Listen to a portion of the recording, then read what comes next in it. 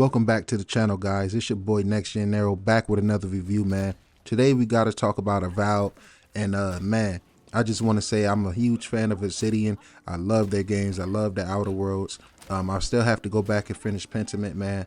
Fallout New Vegas is probably my favorite Fallout of all time, so I was really excited to get my hands on Avowed, and I purchased the early access and had it for 5 days, before lunch. And man, I enjoyed every second of this, man. So let's just get right into it. But guys, make sure you hit that like button and subscribe. I appreciate all my supporters for rocking with me, man.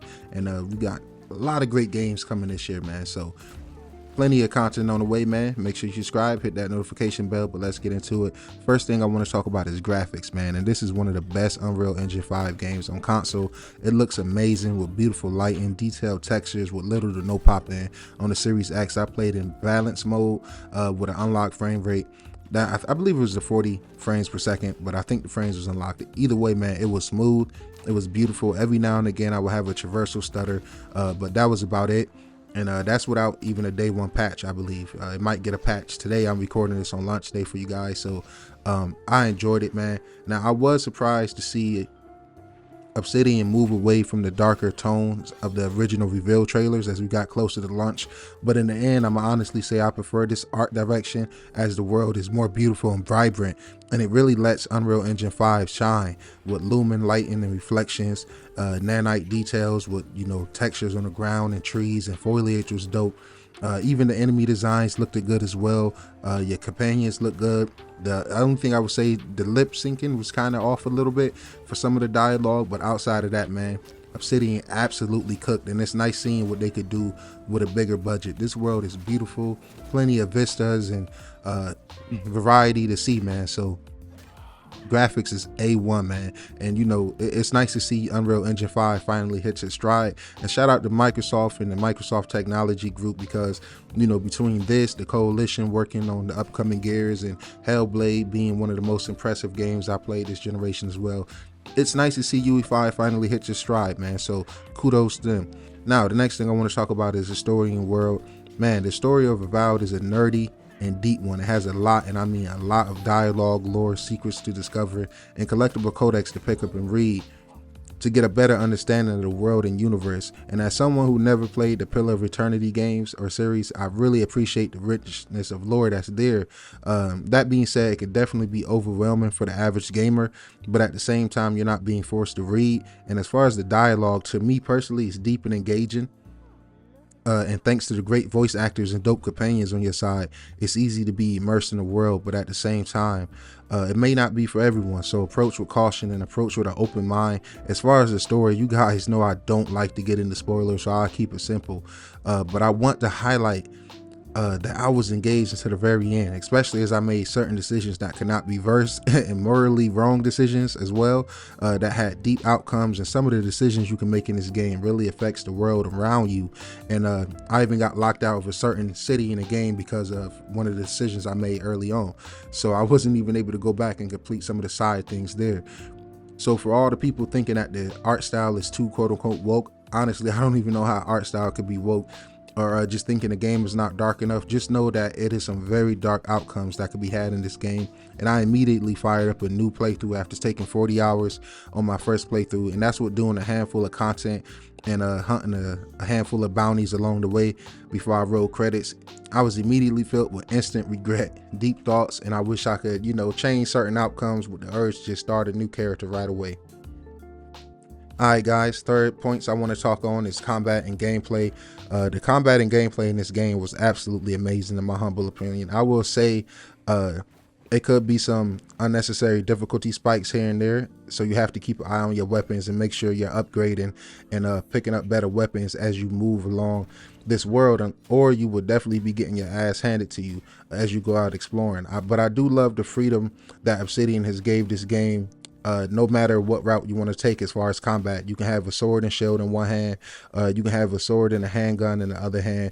I played with the ranger background, so I always kept a good bow as my secondary weapon. I love how you can have two setups equipped at the same time, so I could switch from having a sword and a gun in my hand to the fly, switch over to something else, a two-handed weapon, or the bow and arrow like I had for my playthrough. And you can do that with just pressing Y. So I think that was really dope, and it kept me immersive without having to go through menus and stuff like that too much.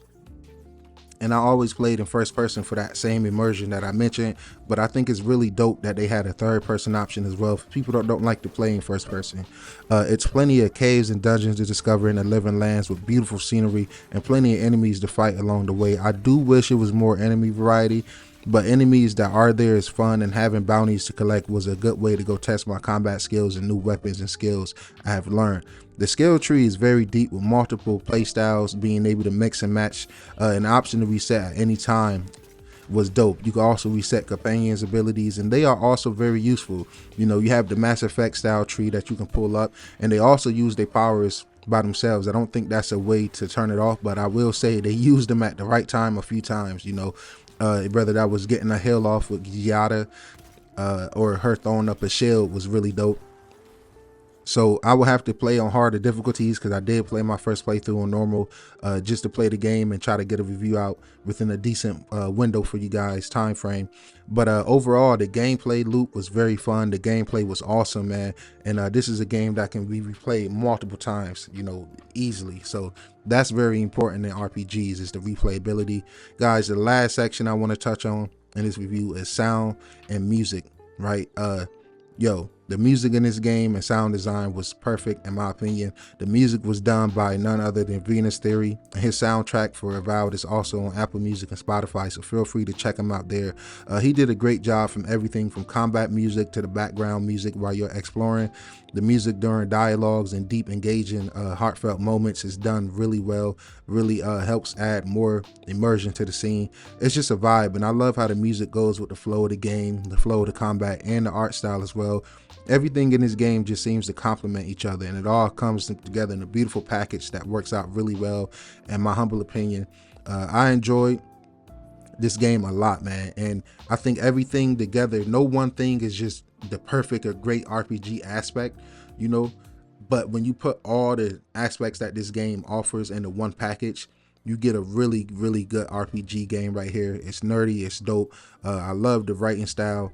I think it was really good. This is, in my opinion, some of Obsidian's best work. I love the voice actors being here.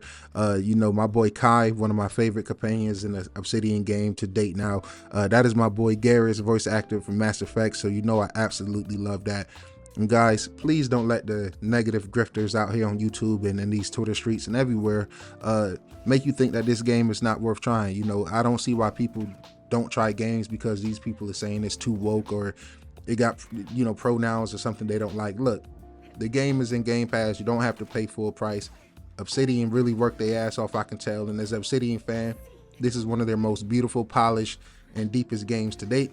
So man, kudos to them. It's been your boy NextGenNero. Make sure you leave a like, hit that subscribe button, and I'll catch you guys in the next one. Peace.